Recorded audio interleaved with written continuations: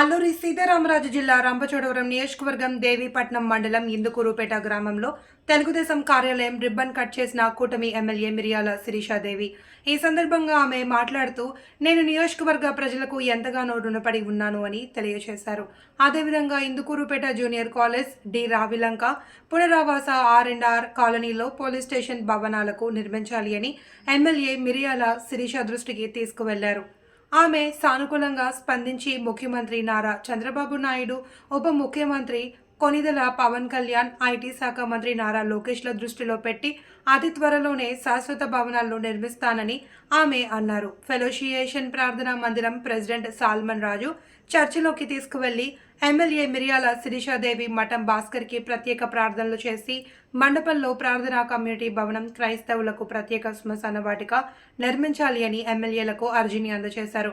అదేవిధంగా ఎమ్మెల్యే శిరీషాదేవి మాట్లాడుతూ నేను రంపచోడవరం హెడ్ క్వార్టర్లోనే ప్రతి ఒక్కరికి అందుబాటులో ఉంటాను అని, ఎవరు ఏం టైం వచ్చినా వాళ్ళ సమస్యలు తీరుస్తాను అని సభాముఖంగా తెలియజేశారు.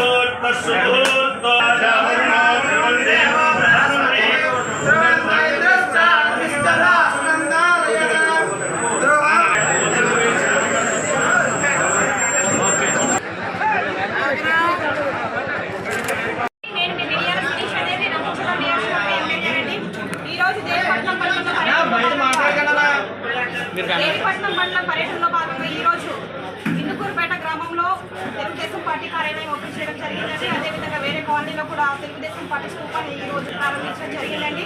దీని యొక్క ముఖ్య ఉద్దేశం ఏంటంటే ప్రతి ఒక్క మండలంలోనూ తెలుగుదేశం పార్టీ కార్యాలయాలు ఉన్నాయి. అదేవిధంగా ఈ పార్టీ కార్యాలయం నుంచే ఉమ్మడి ప్రభుత్వం ఏర్పడింది కాబట్టి తెలుగుదేశం, జనసేన, బీజేపీ పొత్తులో భాగంగా ప్రతి ఒక్క సమస్య అయినా ప్రతి ఒక్క కార్యకర్త ఈ యొక్క పార్టీ కార్యాలయం వద్దకు వచ్చి వారి యొక్క సమస్యలైనా ఇబ్బందులైనా ఏ కార్యక్రమంలో జరిగించడానికి ఒక ముఖ్య వేదికగా ఈ పార్టీ కార్యాలయాలు అనేవి ఏర్పడడం జరుగుతూ ఉన్నాయి. కాబట్టి ఈ రోజు ఈ మండలంలో ఇది ఓపెన్ చేయడం జరిగిందండి. అదేవిధంగా కార్యకర్తలు కూడా ముఖ్యమైనవి ఏంటంటే ప్రతి ఒక్క తెలుగుదేశం, జనసేన, బీజేపీ కార్యకర్తలు అందరూ కూడా కలిసికట్టుగా పనిచేయాలి.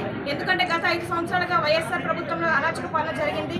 అలా అరాచకత్వం జరగకుండా మన ప్రభుత్వం ఏర్పడింది కాబట్టి మన చంద్రబాబు నాయుడు గారి యొక్క ఆలోచనలకు అనుగుణంగానే ప్రతి ఒక్క కార్యకర్త పనిచేయాలి. ప్రతి ఒక్క సామాన్యులకు కూడా ఈ యొక్క సంక్షేమ అభివృద్ధి పథకాలనేవి సక్రమంగా అందించడానికి మనం అందరూ కూడా కృషి చేయాలనేసి కార్యకర్తలందరికీ చెప్పడం జరిగింది. రంపచోడవరం నియోజకవర్గం మొత్తం కూడా ప్రజలందరూ కూడా మన చంద్రబాబు నాయుడు గారి యొక్క ఆలోచనకు అనుగుణంగా నడవడం జరుగుతూ ఉంది.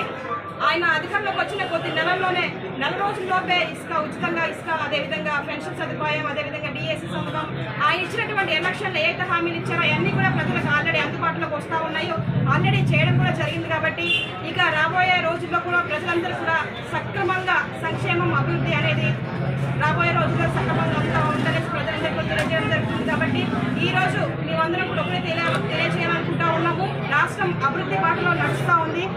ప్రభుత్వం ఏర్పడిన కొద్ది నెలల్లోనే ప్రజలందరూ కూడా సక్రమంగా అన్ని సేవలు